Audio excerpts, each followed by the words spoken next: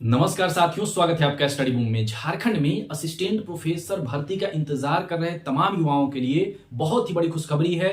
Video में अंत तक बने रहिएगा, डिटेल में हम लोग इसको समझने वाले हैं। सबसे पहले आप यहां पर देखिए, जेट अब नई नियमावली बनने के बाद ही होगा। हम लोग यह कयास लगा रहे थे कि जो जेट की परीक्षा जो होगी वह दिसंबर तक आयोजित हो जाएगी या फिर जो जनवरी है उसमें आपका आयोजन हो जाएगा जेट का, क्योंकि पिछले 15-16 वर्षों में जो जेट की परीक्षा है वह आयोजित नहीं हुई है।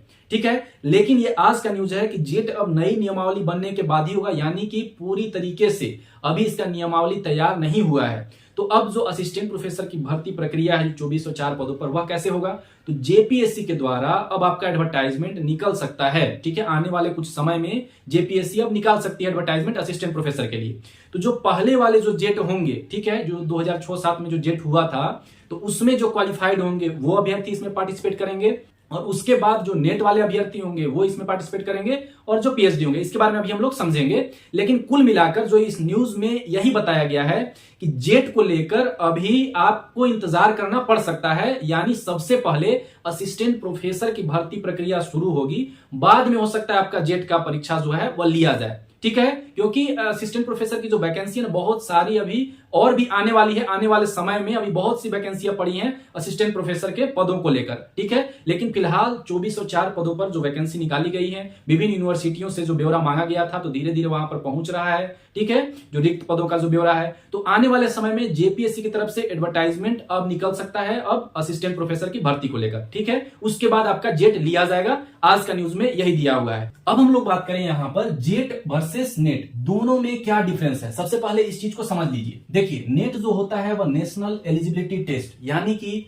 आप कहीं भी ऑल ओवर इंडिया में अगर आप असिस्टेंट प्रोफेसर बनना चाहते हैं तो उसको अप्लाई करने के लिए आपके पास नेट की डिग्री अनिवार्य है। नेट आप पास होने चाहिए, तभी आप अप्लाई कर सकते हैं असिस्टेंट प्रोफेसर के पदों पर पूरे ऑल ओवर इंडिया में।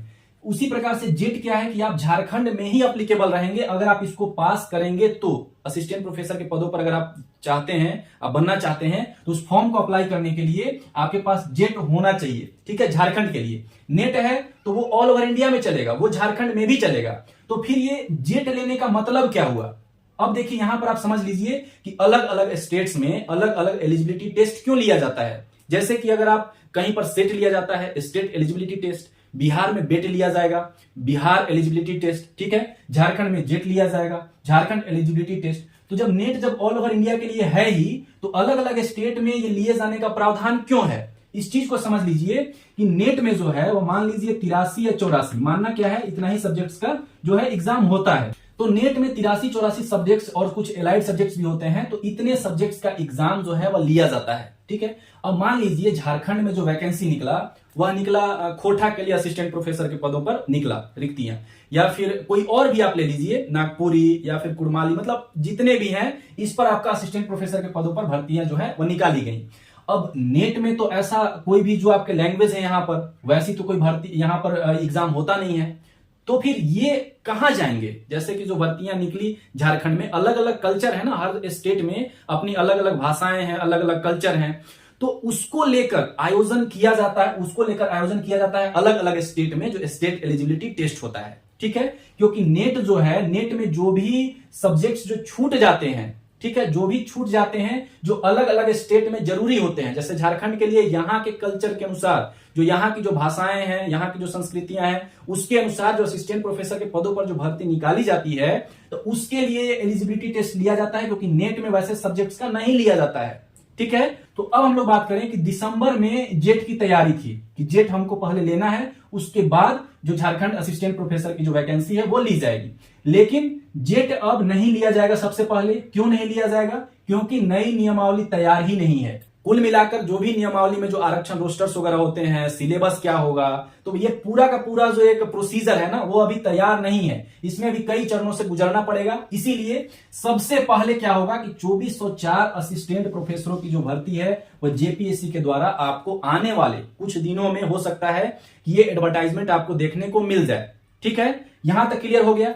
अब इसमें फायदा किसको होगा? मोड ऑफ सिलेक्शन कैसे होगा? मोड ऑफ सिलेक्शन होगा ना, वो एपीआई के आधारित पर आपका, एपीआई आधार पर आपका सिलेक्शन होगा, यानी एकेडमिक परफॉर्मेंस इंडेक्स। ठीक है, अब ये क्या होता है? यहां पर ये तो होने वाला है, लेकिन जो सिलेक्शन होता है वो दो प्रकार के होते हैं। मैं बाकी सारे जगहों का मैं बात बता रहा हूं। पहला होता है एपीआई के आधार पर, दूसरा होता है रिटेन आधारित। ठीक है, रिटेन आधारित। जैसे कि अगर आप एमपीपीएससी असिस्टेंट प्रोफेसर का फॉर्म अप्लाई किए होंगे, या फिर उत्तर प्रदेश में यूपीपीएससी या यूपीएचईएससी, या फिर राजस्थान में अगर आरपीएससी के थ्रू अगर जो असिस्टेंट प्रोफेसर के पदों पर जो निकली हुई है, अगर उसका अगर आप फॉर्म अप्लाई किए होंगे, तो उसमें क्या होगा कि आपको रिटेन देना है। ठीक है, जो भी केवल नेट पास किए होंगे, या जो राजस्थान में या एमपी में जो भी सेट होता है वो पास किए होंगे, तो भी वो रिटेन एग्जाम देंगे। सभी लोगों के लिए यहाँ पर रिटेन एग्जाम देना अनिवार्य है, सभी लोग रिटेन एग्जाम में बैठेंगे। उसके बाद आपका इंटरव्यू होगा। ठीक है, और उसके बाद आपका मेरिट बनेगा। ठीक है, एक प्रोसीजर ये होता है। दूसरा क्या होता है कि एपीआई के आधार पर इसमें आपको एग्जाम वगैरह कुछ भी नहीं देना है, जो अभी झारखंड में होने वाला है। तो इसमें एग्जाम नहीं देना है, आप फॉर्म आएगा उसमें आप भर दीजिएगा, डॉक्यूमेंट वगैरह अपलोड कर दीजिएगा। उसमें क्या होगा कि एकेडमिक परफॉर्मेंस इंडेक्स के आधार पर ही, जो भी आपका एकेडमिक में होगा उसके आधार पर आपको बस इंतजार करना है कि हाँ मेरा इंटरव्यू कॉल होगा कि नहीं होगा। बस आपको बस इंतजार करना है, बस फॉर्म भर के आप बैठे रहिएगा, इंतजार आपको करना है। इंटरव्यू के लिए होगा तो इंटरव्यू में आप जाइएगा, उसके आधार पर फिर आपका बनेगा। तो ये कैसे बनेगा, देखिए यहां पर जैसे मान लीजिए ग्रेजुएशन हो गया, फिर हो गया पीजी, फिर हो गया यहां पर पीएचडी, उसके बाद हो गया net with JRF, net with JRF हो गया, फिर हो गया वनली नेट हो गया, और उसके बाद हो गया जेट।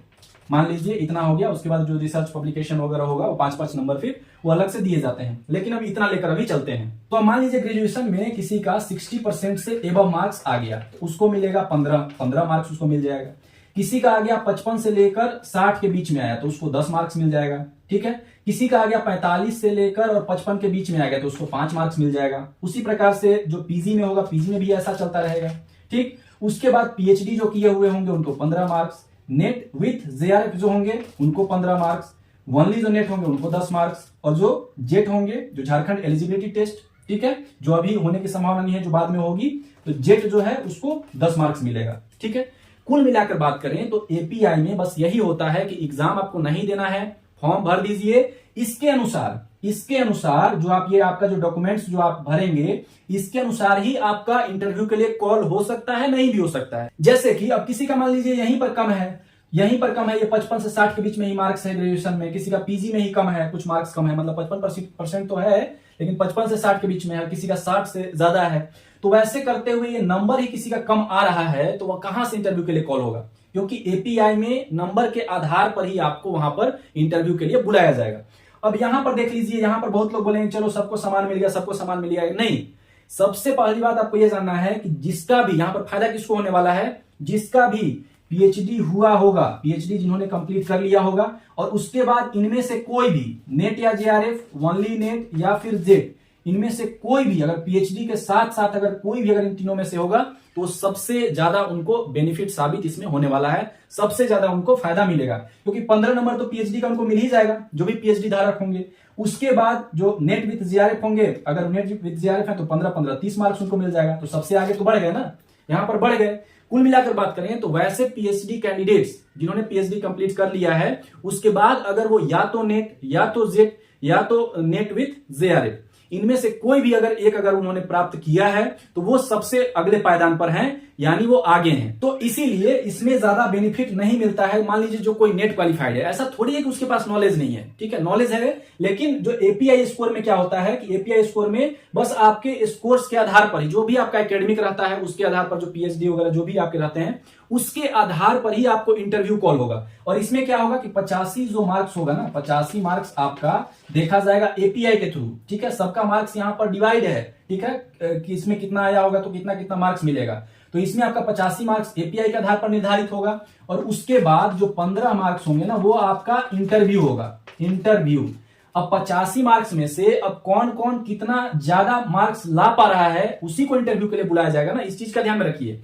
85 में किसी का बन जा रहा है मान लीजिए 70, किसी का 75, और मैक्सिमम लोगों का बन जा रहा है 75, क्योंकि मैक्सिमम लोगों ने पीएचडी कर रखा है, साथ में नेट भी है। तो 70 वाले जो सिर्फ नेट हैं या सिर्फ जेआरएफ हैं, तो उनको कहां से, वो तो इंटरव्यू के लिए कॉल ही नहीं होंगे। ठीक, कुल मिलाकर यही बात है कि आपका जितना एकेडमिक में बना होगा उसके अनुसार ही आपको फायदा मिलेगा, और जो भी पीएचडी कैंडिडेट्स हैं उनको ज्यादा फायदा मिलेगा। तो आशा करते हैं साथियों आज जो मैंने आपको समझाने का प्रयास किया है ये पूरा डाउट आपका क्लियर हो गया होगा। लेकिन फिर भी अगर कुछ भी अगर आपको संदेह होता है, कुछ भी शेष बच जाता है तो कमेंट करके जरूर बताइएगा।